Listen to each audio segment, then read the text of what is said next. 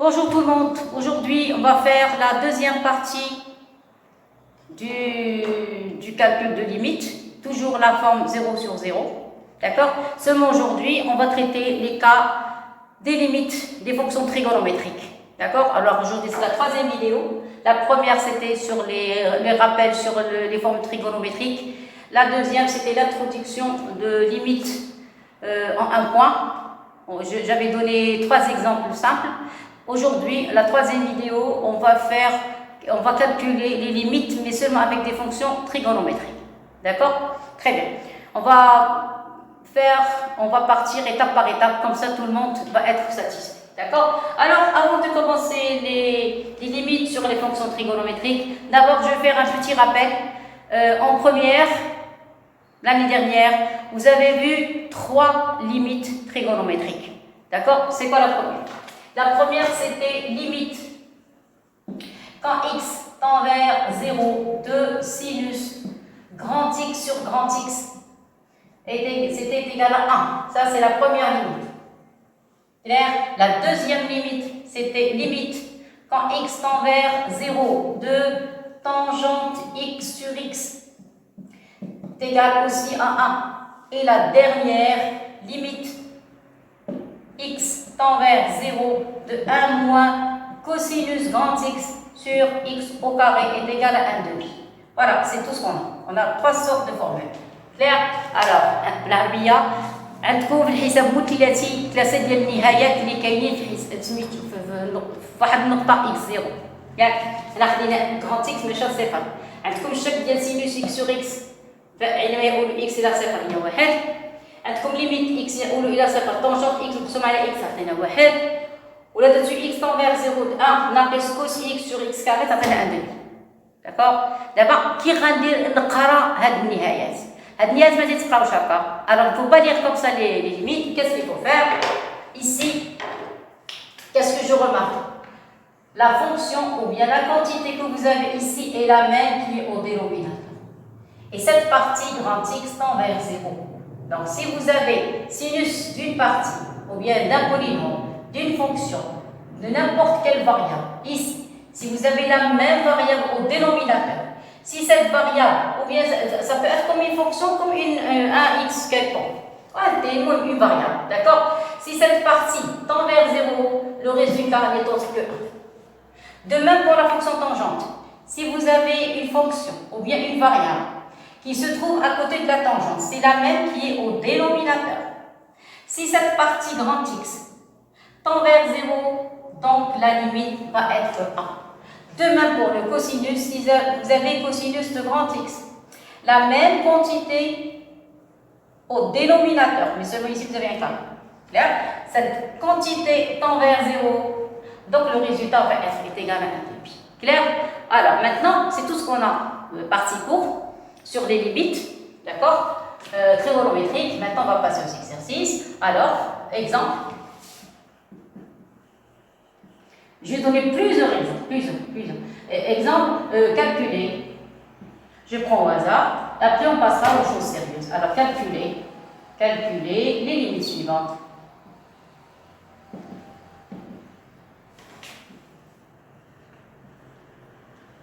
Et voilà. Clair? Voilà la question. Regardez bien les formules avant de commencer les exercices. Je commence, je vais vous donner une forme très très simple. Je vais commencer par des limites simples.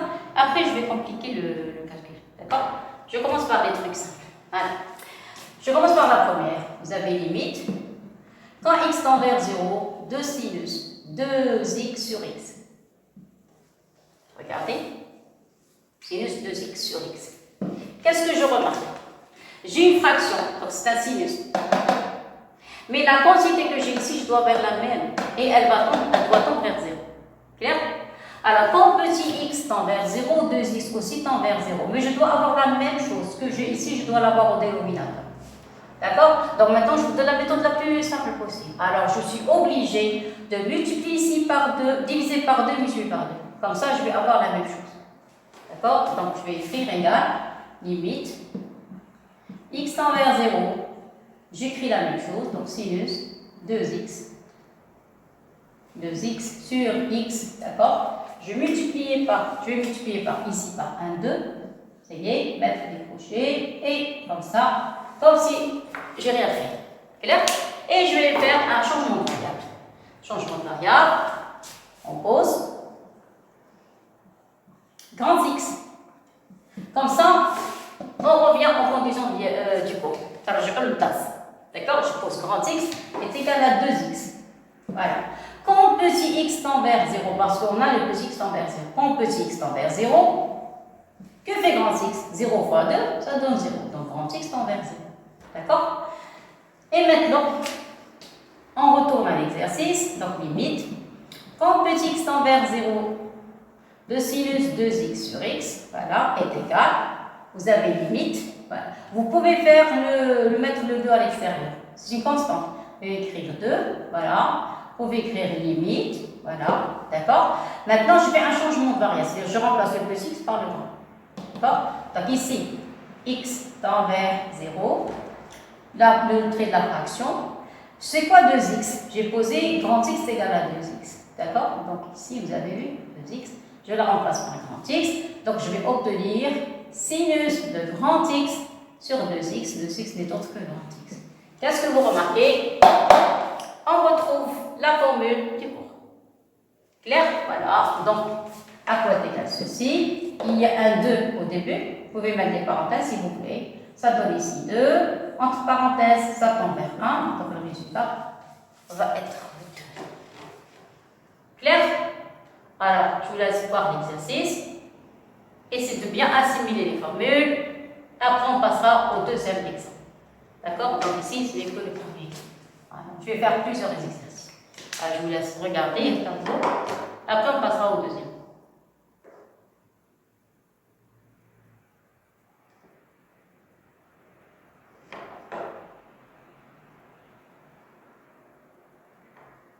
Moi, je travaille toujours avec un changement de variable. Comme ça, on retourne toujours le cours et on peut appliquer facilement les formules. Clair?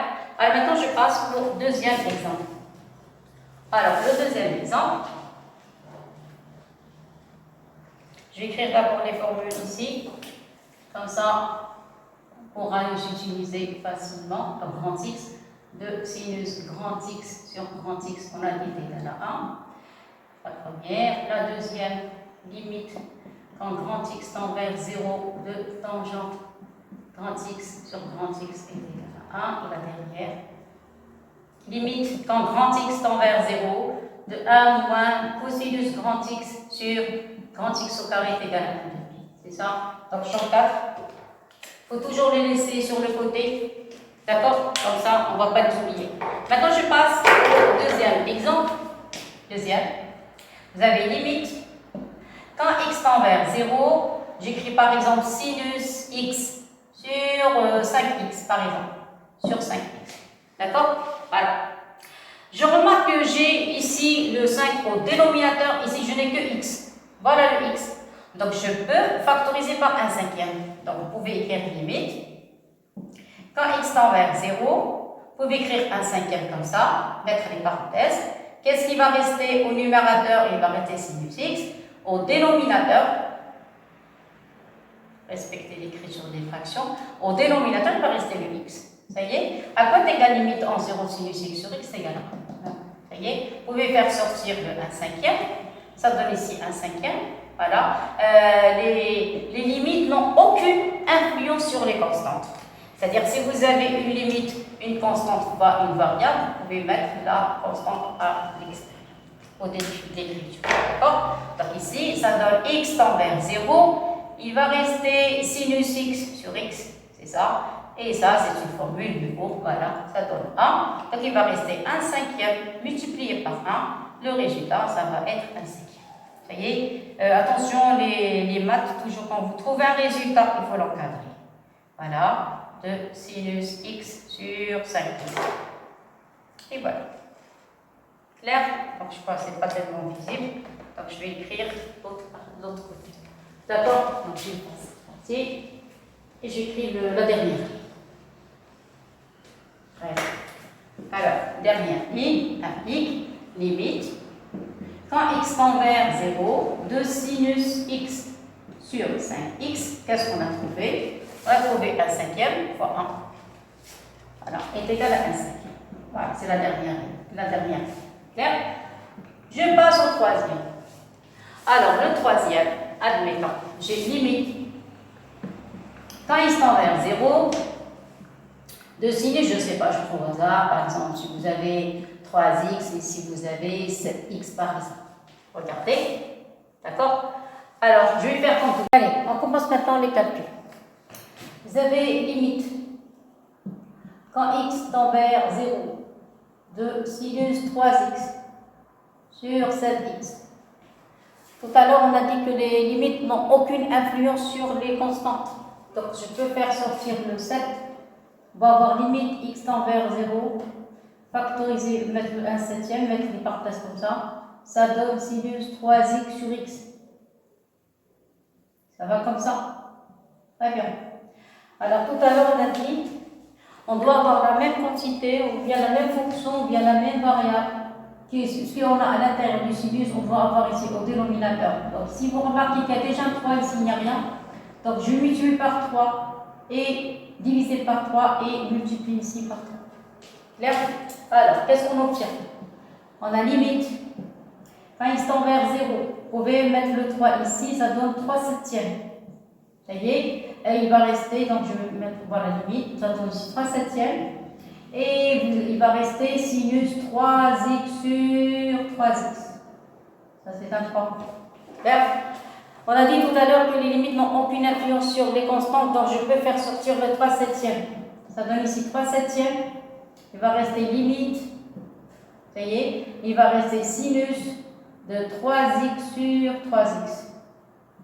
D'accord? On va faire un changement de variable, comme tout à l'heure. On va poser grand X est égal à 3x.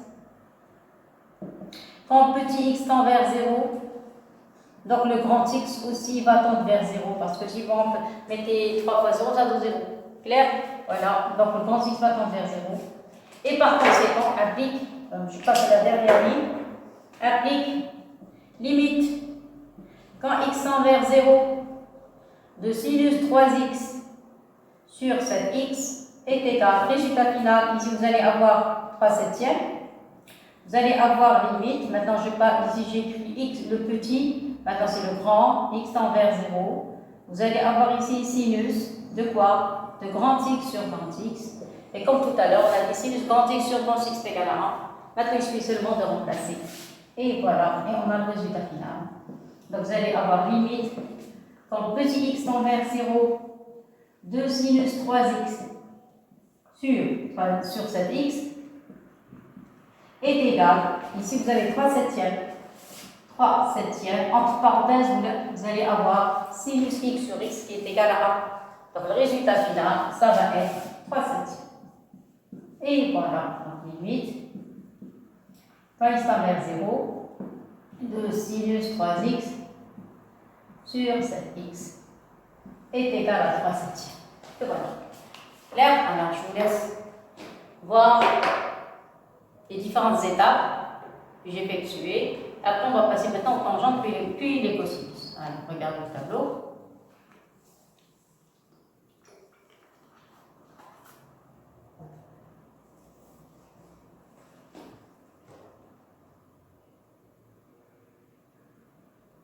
Ça y est?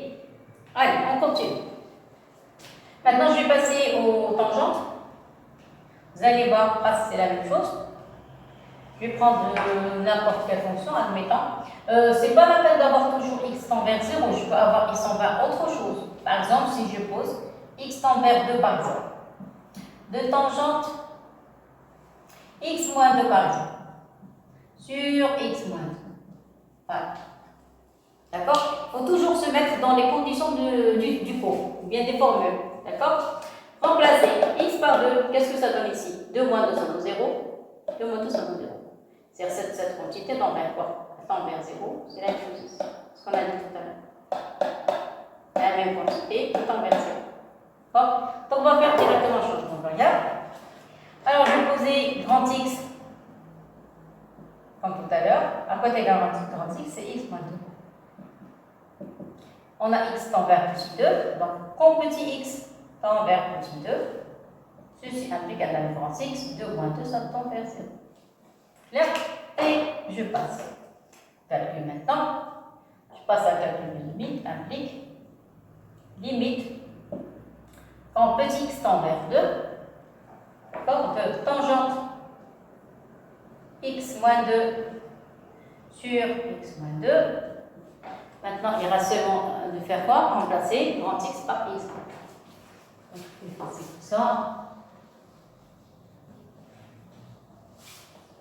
Voilà, donc je n'ai pas assez de place, donc je vais écrire un autre.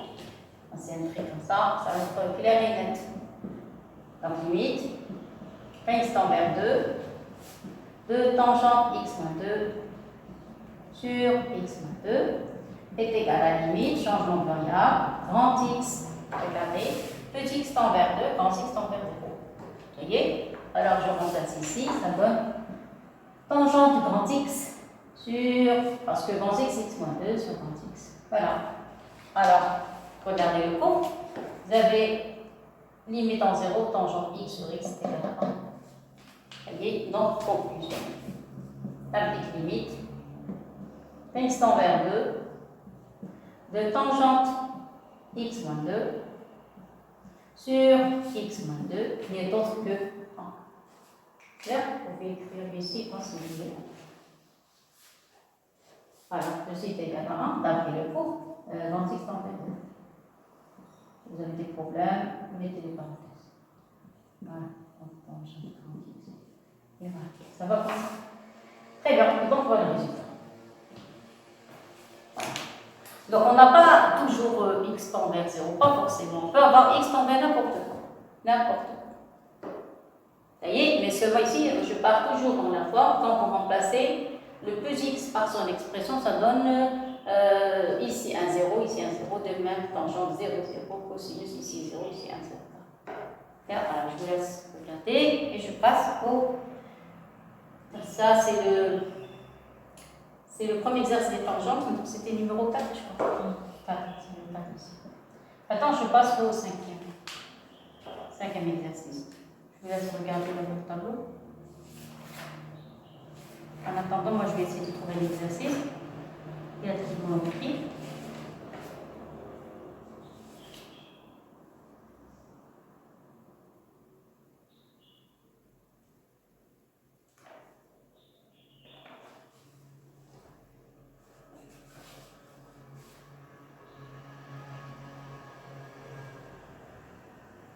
Ça y est? Très bien.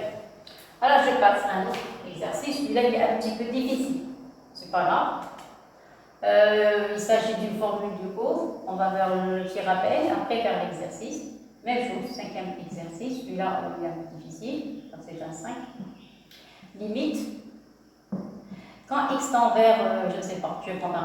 Voilà, on n'a pas forcément toujours x tend vers 0. Si j'ai pris tout à l'heure x tend vers 2, maintenant x tend vers 1. Ça y est. Et je ne sais pas, je prends au hasard. Je prends par exemple px sur x moins 1. C'est ça? Regardez. Avant d'effectuer les calculs, je dois faire le calcul à lui, je dois faire un petit rappel. Lequel? Premièrement, si vous remplacez x par 1, qu'est-ce qu'on obtient? On obtient sinus pi. À quoi est égal sinus pi? Sinus pi est égal à 0. On a vu ça dans le chapitre sur la trigonométrie. Alors, pi se trouve ici. Donc, son sinus est nul. C'est-à-dire, si vous faites l'effectuer la projection orthogonale sur l'axe des ordonnées, vous allez trouver que pi, le sinus de pi n'est autre que l'origine de faire, c'est 0. Clair? Donc, sinus pi est égal à 0. Autre chose, quoi? Alors, ça, c'est un rappel du cours. Quand vous avez un angle, une mesure d'angle θ ici, je crois qu'il vaut mieux que je fasse un autre cercle pour ne pas avoir de problème. Alors, je vais faire un deuxième dessin, un deuxième cercle, voilà, là. Ça, il faut l'avoir par cœur. Attention, parce qu'on va utiliser cette formule, je crois, à plusieurs reprises. Donc, ici, vous allez prendre un θ. Ici, à lui, donc, marquer un point M, d'accord? Ce θ, le sinus de θ, c'est la projection orthogonale sur. Il faut effectuer la projection orthogonale sur l'axe des ordonnées. Il faut que ça soit parallèle, donc, moi, j'ai pas de règle. Donc, ça va être par ici. Voilà. Ça va? Ça c'est sinus θ. Ça, c'est le y. Clair? Très bien. Maintenant, vous allez passer dans le deuxième cadran. Regardez, celui-là, on l'appelle le premier cadran, deuxième, troisième et quatrième. Maintenant, je vais passer au deuxième cadran. Je vais appliquer, voilà, une symétrie par rapport à l'axe des ordonnées. Alors, cette mesure donc, voilà. Vous remarquez ici, cette mesure est égale à celle-ci. Et c'est-à-dire que cette mesure donc, vous regardez, suivez ma main, voilà. Ceci est égal à pi moins θ. La partie verte, c'est pi moins θ. La rouge, c'est θ. Donc celui-là, on va l'appeler M'. Ça y est, ici, c'est Y'. Voilà. Clair? Qu'est-ce que vous remarquez? Je remarque que Y est égal, donc je vais mettre le Y en rouge parce que j'ai mis θ en rouge. D'accord? Voilà. Vous avez vu? Donc le Y, il est confondu avec le Y'. Vous l'avez remarqué. La projection du point M sur l'axe des ordonnées est confondue avec la projection du point M' sur l'axe des ordonnées. L'angle en M, c'est la mesure, c'est θ, en M' c'est pi moins θ. Clair? Donc conclusion. C'est la conclusion qui m'intéresse. Donc, qu'est-ce que j'ai obtenu? J'ai obtenu, attendez, donc, qu'est-ce que j'ai trouvé? J'ai trouvé que Y' est égal à Y. C'est quoi Y'? C'est Y', c'est le sinus, regardez Y', c'est le sinus de pi moins θ. Clair? Donc, vous allez avoir sinus pi moins θ est égal à Y. Y, c'est l'ordonnée de M, ce n'est autre que sinus θ. Et voilà, il ne faut jamais oublier cette formule. Et voilà. Clair? Donc on va utiliser cette formule. On l'a déjà vu en seconde ou bien en tronc commun, donc on va l'utiliser dans cet exercice. Clair? Allez, je commence l'exercice. Donc, qu'est-ce que j'ai fait? Deux petits rappels. Premier, à côté égale sinus pi, le pi se trouve ici, son sinus c'est la projection, et puis c'est la projection fixe sur la projection orthogonale sur l'axe des ordonnées, ça tombe en 0, donc sinus pi est égal à 0. Et si vous prenez une mesure donc θ avec pi moins θ, on a le même sinus. D'accord? Donc maintenant je vais commencer dans l'exercice. Alors, je commence. Ça y est. Et voilà. Maintenant je peux travailler. Alors, on avance.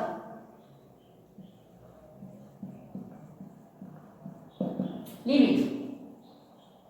Quand x tend vers 1 de sinus pi x sur x moins 1, suivez bien. C'est pas tellement difficile, mais ici il faut apprendre le cours. Si on ne connaît pas les formules, on ne peut pas faire cet exercice, est égal à limite. Quand x tend vers 1, ça y est, alors vous allez poser pi x θ. Donc à quoi est égal sinus θ est égal à sinus pi moins θ. Regardez, je pose θ, c'est pi moins x. Donc à quoi est égal sinus θ, c'est sinus pi moins θ. Donc pour ceux qui ne connaissent pas cette formule, ils peuvent avoir un petit problème en effectuant les calculs. Voilà, donc à quoi est égal sinus pi x est égal à sinus, qu'est-ce qu'on a dit? Pi moins θ. C'est quoi θ dans notre exercice? C'est pi moins x. Et voilà, et mettez des crochets pour ne pas avoir de problème. Voilà, regardez. Sinus θ, c'est sinus pi moins θ.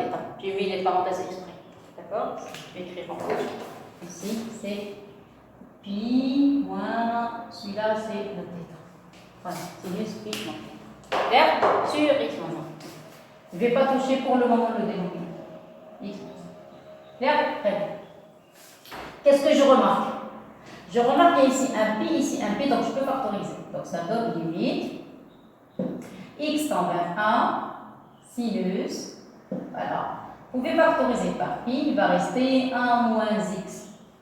Regardez, j'ai factorisé par le pi, il reste 1 moins x.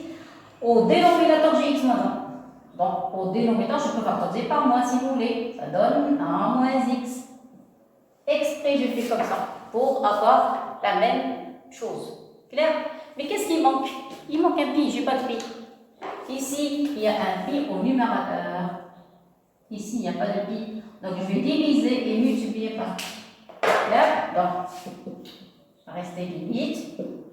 X tend vers 1. Ce moins, je vais le mettre ici. D'accord? Je vais écrire sinus pi facteur de 1 moins x. Et ici, 1 moins x. Vous pouvez factoriser par ici par moins pi. Vous pouvez faire ça. Et la fonction sinus est impair, vous pouvez faire sortir le moins de ce côté. Donc il y a plusieurs méthodes. Ce n'est pas la seule méthode qui existe, d'accord?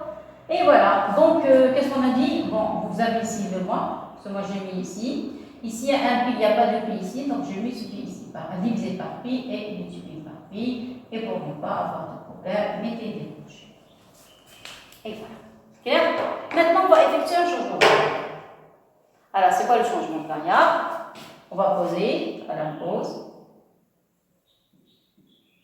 30x est égal à pi facteur de 1 moins x. Vous avez vu tout à l'heure le changement de variable grand x moins 2. D'accord? Ici, on a posé le changement de variable grand x est égal à pi facteur de 1 moins x. J'ai le droit de poser ce que je veux. Bien sûr, selon l'exercice, selon les conditions. Alors, nous, on a quoi? On a x tend vers 1. Donc, comme petit x tend vers 1, qu'est-ce qui va se passer? Remplacé par 1, ça donne 1 moins 1, c'est 0. 0 fois pi, c'est 0. Donc, le grand x va tendre vers 0. Clair? Je remplace dans l'exercice, c'est la dernière étape. Voilà, donc je vais remplacer pi facteur de 1 moins x par grand x. Clair? Donc, qu'est-ce qu'on obtient? Alors, est égal, limite, je vais fixer le changement. Je change le petit x par le grand. Donc, tend vers 0, voilà, vous l'avez vu. Quand petit x tend vers 1, le grand x tend vers 0. Et voilà, clair. Ici, vous allez avoir un moins pi. Crochet, n'oubliez pas. Pour ne pas avoir de problème.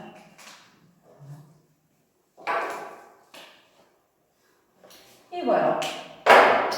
Alors, qu'est-ce que je veux obtenir ici? Je vais avoir sinus. C'est quoi pi facteur de 1 moins x? Pi facteur de 1, notre plus de grand x. Donc ici, vous allez avoir grand x, et ici, vous allez avoir grand x. Et voilà. Clair? Alors, je vais effacer les formules. Voilà. Parce que j'ai pas assez de place pour terminer l'exercice. Et donc, je vais. On va. Voilà, problème. Ça y est, il me reste la dernière ligne. Donc, vous allez avoir limite. Quand petit x tend vers 1, d'accord, de sinus pi x sur x moins 1 est égal à moins pi. Entre les crochets, vous avez un 1, parce que vous avez la forme sinus grand x sur grand x. Le grand x tend vers 0. Et ceci, x c'est la dernière ligne, donc limite. Quand x tend vers 1, le sinus pi x sur x moins 1 est égal à moins pi. Et voilà le résultat final. Voilà. Clair? Alors, je vous laisse lire. Regardez le tableau. Vous avez envie de prendre des notes, par exemple. Ça y est, alors, je pars de l'exercice 4. L'exercice 4, tout à l'heure, je vais limite tangente x moins 2 sur x moins 2. En remplaçant par 2, j'ai trouvé un 0 ici, un 0 ici. Donc, je suis dans les conditions des formules trigonométriques. Donc, j'ai fixé un changement de variable, quand x égale à x moins 2. Je vous donne la méthode la plus simple possible. D'accord? Donc, quand le petit x tend vers 2, grand x, 2 moins 2, ça donne 0. Donc, le grand x va tendre vers 0. Et j'ai effectué le changement de variable. Ça y est, donc vous avez tangente x moins 2. Tangente x moins 2 sur x moins 2, c'est tangente grand x sur grand x. La première ligne est égale à 1. Clair? Voilà.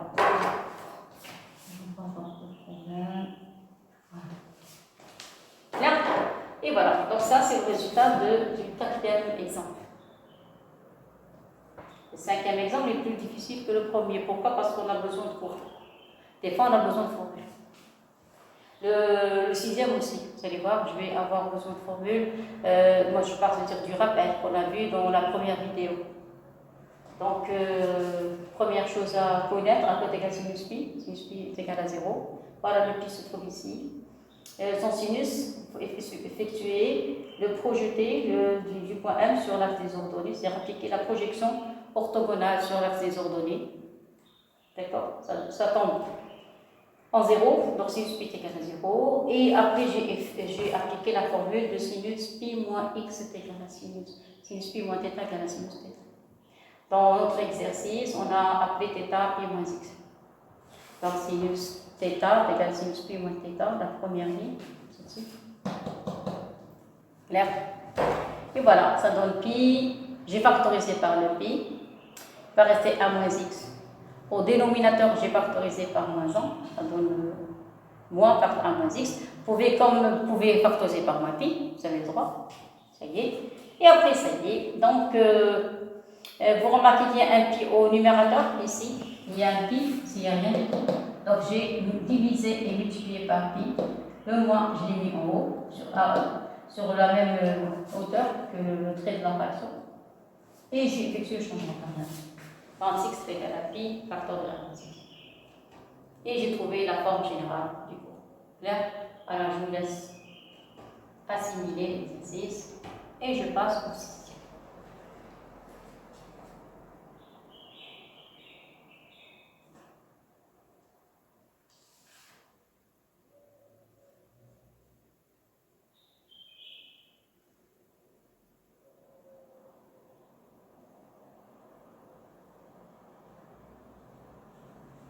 Ça va? Très bien.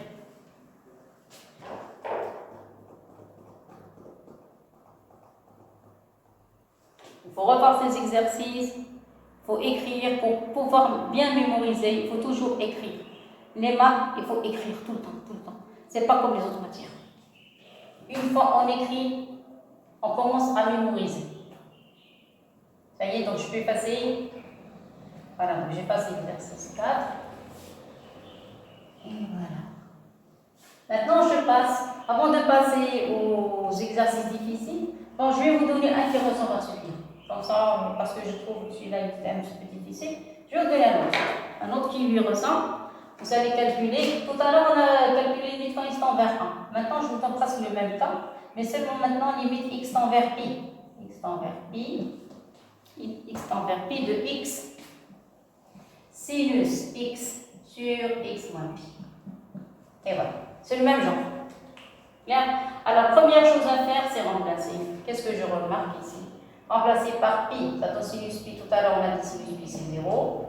Sinus de 0, c'est 0. Ça y est. Et ici, sinus pi, on a dit 0. Donc ici, vous allez avoir un 0 ici. Et remplacer ici par pi. Pi moins pi, ça donne 0. Donc, c'est la forme 0 sur 0. Vous voyez, donc, on doit transformer. Alors, comme tout à l'heure, qu'est-ce qu'on a dit? On a dit que sinus. Maintenant, je vais écrire. On sait que j'applique la formule de que sinus x est égal à sinus pi moins x. N'oubliez jamais cette formule. Comme ici, regardez, sinus pi moins θ est égal à sinus θ. Donc sinus x est égal à sinus pi moins x. Pourquoi? Parce qu'au dénominateur, j'ai x moins pi. Ça se ressent. C'est une question de signe. Bon, je peux factoriser par un moins, je n'ai pas de problème. D'accord? Alors, c'est presque le même exercice, le même genre. Après, on passera au cosinus. Je n'ai pas encore traité l'exercice sur le cosinus. Alors, donc je passe à l'exercice. Donc, on a limite quand x tend vers pi de x sinus x sur x moins pi. Ça y est, je vais effectuer un changement de variable, mais avant, je dois d'abord remplacer x tend vers pi. Ici, je vais factoriser par le moins, parce que la fonction sinus, c'est une fonction qui est impaire. Ou bien factoriser par le moins, c'est ce que vous voulez. Vous voulez qu'on factorise par le moins, ce que vous voulez. Ça donne le même résultat. Donc ici, vous allez avoir un sinus. Je remplace sinus x par pi moins x, donc sinus pi moins x. D'accord? Au dénominateur, vous pouvez factoriser par moins x. Ça donne le même résultat, ça donne ici pi moins x. Et voilà. Donc, vous remarquez qu'on peut faire un changement de variable, remplacer grand X par pi moins x. D'accord? Alors, on effectue maintenant un changement de variable. On pose. Grand X est égal à pi moins x. Quand petit x tend vers pi, parce que petit x tend vers pi, que fait le grand X? pi moins pi, ça donne 0. Donc le grand X va tendre vers 0. Ça y est, et je retourne l'exercice. Donc vous avez limite quand x tend vers pi. Alors l'exercice c'est x sinus x sur x moins pi. Donc x sinus x sur x moins pi est égal à limite. Changement de variable. Au lieu de x tend vers pi, on va écrire grand x tend vers 0. Alors grand x tend vers 0. Ça y est. Alors ici, vous allez avoir un sinus, on a dit pi moins x, c'est grand x. D'accord? Donc ici, ça donne sinus grand x. Ça y est? Sinus x, c'est sinus pi moins x. D'accord? Donc je dois encore écrire cette ligne. Voilà, sinus, je vais laisser le petit après, je remplace par le grand. Voilà, x tend vers pi. Ici, je laisse pour le moment. La prochaine ligne, je change. Vous voyez? Sur, alors pi moins x, c'est ça, et voilà, regarde. Il y a le petit x qui manque. Seulement, j'ai envie de faire une petite remarque. Si vous posez grand x est égal à pi moins x, vous remarquez ici, j'ai un x. Et ce x, je dois faire un changement de variable. Je dois trouver à quoi est égal le petit x en fonction de grand x. Vous allez mettre le x de ce côté et le grand de ce côté. Donc, qu'est-ce qu'on obtient? Même, vous avez même l'équivalence. À quoi est égal le petit x est égal à pi moins grand x. Et voilà. Parce que ici, j'ai un x. Vous avez vu, j'ai un x. Donc, je dois le remplacer par le grand x. Alors, on effectue le changement de variable. Si vous posez grand x est égal à pi moins x, donc le petit i va être égal à pi moins grand x. Ça y est, après, je remplace. Donc, ici, vous avez plus x. Et maintenant, ça y est, j'applique le changement de variable. Grand x tend vers quoi? Grand x tend vers 0. Remplacez le petit x. Le petit x est égal à pi moins x. Et là, vous allez avoir sinus grand x sur moins, c'est ça? Et ici, pi moins grand x. Voilà. Clair? Et ici, pi moins x, c'est grand x. Et voilà. Clair? Et après, je crois que je dois encore expliquer une deuxième fois avant de continuer la démonstration. Je répète. Vous avez limite x tend vers pi. Tout à l'heure, on avait x tend vers 1. Tout à l'heure. D'accord? X tend vers pi. En remplaçant par pi, ça donne sinus pi. Sinus pi, c'est 0. Ici, ça donne 0. Sinus de 0, c'est 0. C'est la forme 0 sur 0. Quand il y a des formes trigonométriques, il faut transformer l'exercice. Il n'y a pas de simplification comme tout à l'heure. Il faut appliquer des formes trigonométriques, il y a des formules. D'accord? Formes trigonométriques, comme ça on peut avoir le résultat. Dans ce cas, il faut apprendre les formes. D'après l'exercice précédent, on avait vu que sinus θ c'était égal à sinus pi moins θ. Ici, au lieu du θ, j'ai un x. Donc sinus x est égal à sinus pi moins x. Clair? Alors, je prends l'énoncé. Je n'ai pas touché le x. Sinus le voilà. J'ai remplacé le x par pi moins x en appliquant la formule du cours. C'est la formule trigonométrique. Clair? Au dénominateur, j'ai factorisé par le moins. Pourquoi? Pour avoir la même variable. Pi moins x, pi moins x. Jusqu'ici, ça va. Très bien. Après, je vais effectuer un changement de variable. C'est quoi le changement? Vous remarquez ici qu'il y a le pi moins x qui se répète deux fois. Donc ici, vous allez avoir pi moins x. Comme j'ai dit tout à l'heure, la variable qui se répète deux fois. Voilà. Donc je vais poser grand x est égal à pi moins x. Ça va? Seulement dans cet exercice, il y a un x qui est tout seul. Donc je dois trouver à quoi est égal le petit x en fonction du grand. Donc, grand x, j'ai posé grand x est égal à pi moins x. Alors, j'ai changé les places. J'ai mis le petit x de ce côté et le grand de ce côté. Donc, qu'est-ce que j'obtiens? Au lieu du moins x, ici, ça devient petit x. Ici, le pi. Grand x, mettez-le de l'autre côté, ça donne pi moins x. Clair? Donc, quand le petit x tend vers pi, pi moins pi, ça donne 0. Le grand x va tendre vers 0. Clair? Après, je prends l'énoncé. Limite en pi. X sinus x sur x moins pi. Clair? Et voilà l'énoncé. Et je commence à remplacer. Pour le moment, je n'ai pas touché le x. Je n'ai pas touché le petit x. D'accord? J'ai remplacé le petit x du sinus, bien sûr, le petit x du sinus par pi moins x. Et ici, j'ai factorisé par le moins. Clair? Maintenant, je vais commencer à remplacer. Donc, le petit x, je vais remplacer, voilà, plus x par pi moins x, le voilà. Vous voyez? J'explique doucement, parce que je sais que c'est difficile un petit peu. Bien. Voilà, donc pi moins x. Et vous allez avoir un sinus x sur moins x. Clair? Maintenant, qu'est-ce que je vais faire? Je vais développer. Développer quoi? Développer le numérateur. Donc, qu'est-ce que j'obtiens? J'obtiens limite x tend vers 0. Ce moins, je vais le mettre en facteur et mettre des parenthèses. D'accord? Après développer. Donc, je vais écrire deux fractions. Alors, vous allez avoir ici un pi. Je vais le multiplier par sinus x sur x. 30x sur x. Vous voyez? Ici, vous avez moins x. Voilà, le moins x. Vous allez multiplier par sinus 30x sur 30. Vous avez compris ce que j'ai fait? J'ai développé. Développer sinus x, et bien sûr, au lieu d'une seule fraction, j'ai écrit deux fractions. Sinon, si vous trouvez ça un petit peu difficile, vous pouvez écrire comme ça. Voilà, vous pouvez écrire pi fois sinus grand x moins x fois sinus grand x. Donc, ça c'est mieux. Sur grand x. Clair? Maintenant, vous allez écrire cette fraction sous forme de deux fractions. Donc, qu'est-ce que j'obtiens? J'écris limite x tend vers 0. Vous allez avoir le signe moins entre parenthèses. Ici, vous allez mettre pi, il va rester sinus grand x sur grand x, ça va? Et ici, il y a un signe moins, voilà. Et vous allez avoir ici x, ça va? Ici, vous allez avoir sinus x, voilà, et sur x. Et voilà. La règle, très bien. Qu'est-ce que vous remarquez? Dans la deuxième fraction, il y a une simplification. Simplification parce qu'il y a un x qui va disparaître avec celui-là. Là, attention, je vais, pour ne pas avoir de problème d'écriture, je vais écrire correctement, le x, non, c'est pas comme ça. Alors, le x, voilà, ici, vous allez avoir un sinus. Alors, c'est le x, c'est le x. Vous voyez? Alors, simplification.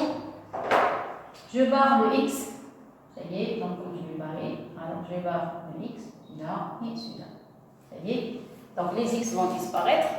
D'accord? Et ici, il suffit seulement de mettre des parenthèses. Parce que celle-ci, c'est une formule du cours. Limite en 0, sinus x sur x est égal à 1. Là, maintenant, c'est fini. Je passe à la dernière ligne.